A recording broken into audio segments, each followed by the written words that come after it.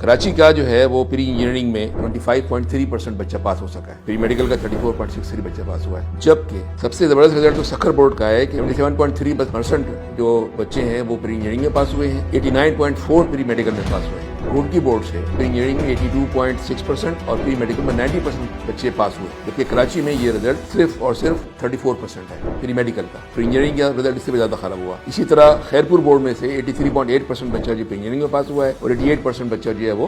Pre medical میں پاس ہوا ہے، یعنی جو سندھ کے دیگر علاقوں کا کراچی کے علاوہ رزلٹ ہے وہ 80% پلس ہے، 85% آن ایوریج رزلٹ آیا ہے، جبکہ کراچی کا آن ایوریج رزلٹ جو ہے 29.3% بنتا ہے، یعنی 70% پلس بچہ جو ہے وہ پیپر میں فیل ہو گیا ہے کراچی۔ میٹرک میں جو بچہ 81% لے کر آیا ہے، 90% پلس مارکس لے کر آیا ہے، اس کے فرسٹ ایئر میں 3.29% ہے۔ آپ یہ دیکھیں اس وقت المیہ کیا ہے کہ کراچی کا صرف اور صرف 6 بچہ، 83,000 بچے ایگزام میں بیٹھے تھے، ان میں صرف 6 بچے، 3 پری میڈیکل 3 پری انجینئرنگ کے بچے 90 پلس مارکس لا سکے۔ اس میرٹ کا انہوں نے جنازہ نکال دیا، انہوں نے قبضہ جو پورا ان کا سسٹم ہے لینڈ گریبنگ کا، تو انہوں نے میرٹ گریب کیا ہے اس طرح سے، یعنی 41,000 بچے بیٹھ رہا ہے ایگزام میں اور 14,200 بچہ پاس ہو رہا ہے۔ اسی طرح 42,000 بچہ پری انجینئرنگ میں بیٹھ رہا ہے اور 10,000 بچہ اس میں پاس ہو رہا ہے۔ آپ جا کے دیکھیں رزلٹ شیٹ نکال کے دیکھیں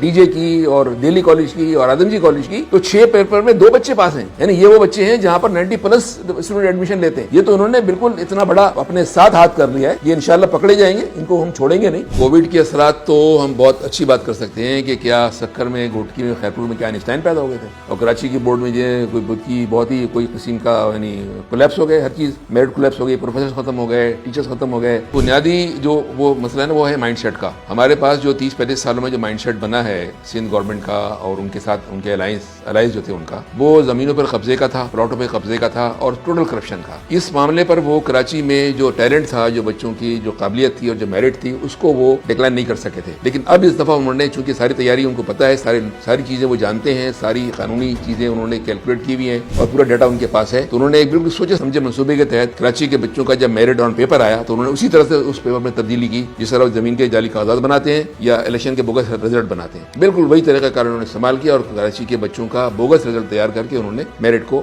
ڈسٹروائے کیا، فوری طور پر رزلٹ کو ودہیلڈ کیا جائے۔ دوسرا جو سب سے اہم مسئلہ ہے، جو کرمنل لوگ اس کے پیچھے ہیں، وہ ثبوت کا ضائع کرتے ہیں اور اس کا پورا احتمال موجود ہے، ان کے لاز میں بھی چیز موجود ہے کہ 30 دن کے بعد یہ کاپیاں شریڈ کر دیتے ہیں۔ اب یہ 11 جنوری کو رزلٹ اناؤنس ہوا تھا، 10 فروری سے پہلے یہ سارا ریکارڈ ضائع کر دیں گے اور کہیں گے کہ ہمارے پاس ریکارڈ ہی نہیں ہے، تو وہ جو ری اسسمنٹ کا مسئلہ ہے وہ بھی ختم ہو جائے گا۔ تو ہمارا کہنا یہ ہے کہ 2 کام کیا جائے، پہلے رزلٹ کو ودہیلڈ کیا جائے اور جو پورا ریکارڈ ہے کاپیوں کا اس کو سیف ہینڈ میں دیا جائے۔ اس کے بعد پھر ایک کمیٹی بنائی جائے جو ایک بالکل میں یہ سمجھتا ہوں کہ جو کراچی کی جامعات ہیں، جامعہ NID ہے، کراچی یونیورسٹی ہے، ڈاؤ ہے، ان کے کنٹرول ایگزامینیشنز ہیں، پرائیویٹ کالجز کے بہت اچھے گروپ ہے ٹیچرز کا، ان کو ساتھ ملا کے ایک ان کے اس میں بھی ERC ہے جو ایگزامینیشن ریویو کمیٹی کہلاتی ہے، ERC بنائی جائے، ERC اس کو ریویو کرے اور ریویو کرنے کے بعد اس کا اسسمنٹ کا فائدہ کرے، اور اگر یہ رزلٹ اگر نہیں اسسمنٹ ہو سکتا سارا کا سارا تو ان کو سیکنڈ ایئر میں ان کو اپیئر ہونے کا موقع دیا جائے سارے بچوں کو، اور اس پروڈیٹا بیس کے اوپر فرسٹ ایئر کا رزلٹ اناؤنس کیا جائے۔